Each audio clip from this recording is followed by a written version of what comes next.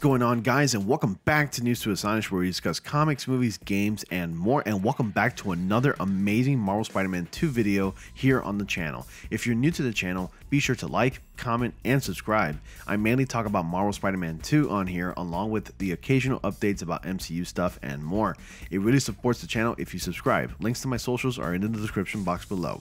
Recently, Hall H at San Diego Comic-Con happened, and in Hall H, Marvel's Spider-Man 2 had its own panel.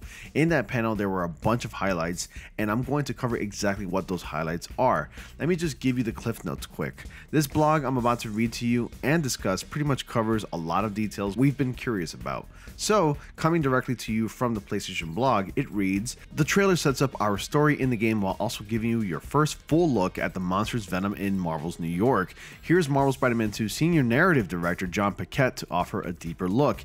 At the beginning of our story, our Spider-Men are at the top of their game, said Paquette, but both Peter Parker and Miles Morales are struggling with their personal lives. Miles is trying to find time to write his college entrance essay, but he keeps procrastinating and focusing on Spider-Man work instead. Meanwhile, Peter is underwater on payments from Aunt May's house, but he can't sell. It means too much to him. And just like Miles, Peter tries and fails to find balance with so many responsibilities. MJ wants to help Pete with the mortgage, but her job is on the line now that J. Jonah Jameson is back at the Bugle and looking to clean house. Our heroes have arrived at a confluence of crossroads with uncertain futures and some tough decisions ahead.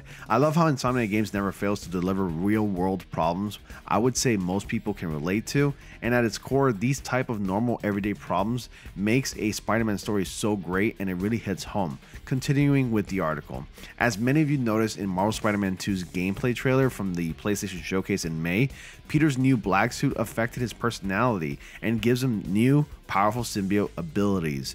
You see bits of that in the trailer as well, and you can see Peter's symbiote powers tax his relationships with Miles, MJ, and Harry. I've probably mentioned this before in one of my videos I did on this topic. In the original comics, meaning the first time Peter Parker donned the black suit, there weren't really any side effects like this. It was actually popularized in the animated series where Peter Parker's mood was affected. Spider-Man 3 followed the same path, but take that interpretation however you like. It was just over the top and silly. I'm curious how Insomniac Games is going to execute this. I have no doubt that they will do a great job showing us the progression and the toll that the black suit has on Peter Parker. Spoilers for 2018's Marvel Spider-Man ahead, and if you haven't played the game, then I don't even know why you're watching this video. Go play the game. It's an amazing game. Given how much Miles Morales looks up to Peter for mentorship and guidance, this creates further problems. Beyond trying to figure out what's next for his life, Miles continues to struggle with the death of his father at the hands of Martin Lee, aka Mr. Negative. And as you saw from the trailer, you haven't seen the last of Mr. Negative. Yes, to our surprise, Martin Lee does make an appearance, and his appearance has a lot of us asking questions like, does Martin Lee still have his powers? Will Miles Morales have his own dark path like Peter Parker? And will Martin Lee break out of the raft? I have more questions I want answered. In fact, even Najee Jeter had something to say about that interaction with Martin Lee once again, and he said it was an emotional day on set for him. We see Mr. Negative in this trailer, so can you just briefly talk a little bit about how he's still coping with the effects of his game and dealing with the loss of his father? Man, well, y'all seen Miles' trajectory, you know, and just with everything that he's been through with his family and his friends and just getting into this new world that he's, you know, being introduced to. But he's now owning this power. But, you know, coming back to Martin Lee, man, that was something big. I didn't think that we would revisit that because we had a lot of emotions on set. Yeah, man, I was raised by a single mom, so, you know, I don't have my dad in my life. So that was a kind of a boom right there. So we kept it right there, but we delivered some great things for y'all. And you kind of touched on it, but can you elaborate a little bit more on how Miles is really coming into his own, especially after his game? Like he's no longer looking at Peter as his apprentice, but more of an equal now with his powers and his abilities. Yes, this is still big bro. This is still big bro, all right? Show me the ropes. Miles would not be anywhere without Pete, so y'all know that. But man, you know, it was great. You know, I still look up to Pete, so you know, it's still an ongoing. You know, we learn the physicality, but then you got to learn, you know, just the mannerisms and getting into that manhood of carrying on that power with that responsibility. Love to hear it. And my last question, because we touched on it as well, but his powers and his abilities, how is he really, we see them evolving, and we see him, he has a couple new abilities, so how is he really coming into his own with that, with his abilities? Oh, we got some stuff coming for y'all. Oh, we got some stuff coming for y'all. Y'all get ready. October 20th. You're gonna be surprised, you're gonna be shocked, you're gonna be on your feet, you're gonna be screaming, you're gonna be crying, you're gonna be laughing. So y'all get ready, man. We got some powerful stuff coming for y'all. I apologize to employers everywhere because I hear a lot of people going, I've already booked, time off from work, from on October 20th for like 3 days. I'm like, right. Of course, not only do we want to know more about the story beats of Marvel Spider-Man 2, but when the creative director Brian Intihar was asked at the panel about some of the new abilities that players will get to use in Marvel Spider-Man 2, he had this to say. We've always thought of our spider heroes as acrobatic improvisers, and in Marvel Spider-Man 2, we wanted to equip them with new ways to do so during combat, said Intihar. This includes Pete's Spidey arms and symbiote powers, while Miles now brings 2 forms of bioelectric venom to every fight. And when you start combining these abilities with all new spider gadgets like the all-new web grabber, it can lead to some exciting combos. That indeed does sound exciting and amazing. I wonder how many more new gadgets we will get to use in the highly anticipated sequel. But that's not all, true believers. We need to talk about the biggest character of all, and I mean literally the biggest.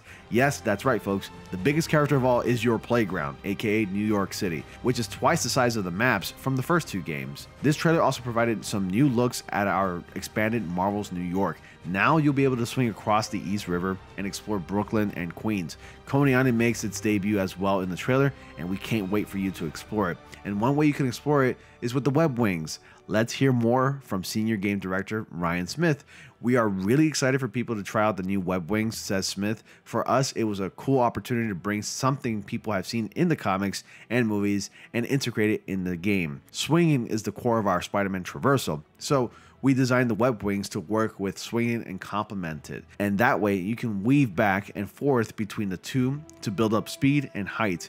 When you use the web wings with our wind tunnels, though, that's one of the ways to go across the city super fast and really push the speed of traversal, which was one of our goals. Thanks to the power and speed of the PS5, web wings add another layer to our traversal system and change up how you look at getting around the different parts of the city. And lastly, Venom has to be addressed. If a character as popular as Venom is going to be adapted, leave it up to a bunch of goats to do it justice and get it right like the team at Insomniac Games. Creative director Brian Intihar and John were asked about bringing such an iconic Marvel character like Venom to life in Marvel Spider-Man 2. They had this to say. Our philosophy has always been that we want to respect the history of the franchise and the Spider-Man DNA, but also not be afraid to mix things up, said Intihar. The same holds true for one of its iconic characters, Venom. While the look of the character and several of his powers and abilities should be familiar to fans, this will be a unique Venom story that we are excited for everyone to experience this October. When we decided to craft a Venom story, we knew we'd be making a bit of a tone shift. The best symbiote stories serve as an allegory. We all have darkness inside of us, but what would happen if we let it take over? With the introduction of the symbiote into our franchise, our heroes are forced to battle darkness in all of its forms. Added Paquette. We wanted to see them change, both inside and outside, and feel the effect it has on those around them. When Venom takes control, they face the real danger that they could lose themselves and their loved ones forever. Venom was brought to life by the sensational actor Tony Todd. We've long admired Tony, and we're so grateful to work with him to play Venom. His voice work brings to life new monsters designed for the character, and senior art director Jacinda Chu explains more. So she says, our Venom was inspired by the comics, but there have been so many interpretations that it was fun to pick and choose what fits the game, said Chu. He has a unique take on the white spider icon and has the anatomy of a human.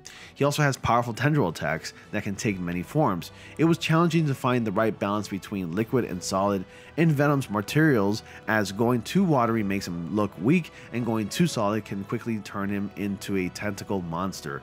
Venom must look both powerful and semi-liquid at the same time. I believe she's right when describing Venom. To me, I believe Venom has to look like this black, semi-solid and liquid oily substance for it to be properly adapted in the movies or games, and I firmly believe Insomniac Games has nailed the look. It's one of the greatest Venom designs I've personally ever seen. You let me know your thoughts about all of these story details and of course the character details. Which part of the story of Marvel Spider-Man 2 are you excited to play through the most? Perfectly understandable if you just want to just play the entire story through so you can learn and finally get some closure for certain characters who need it the most.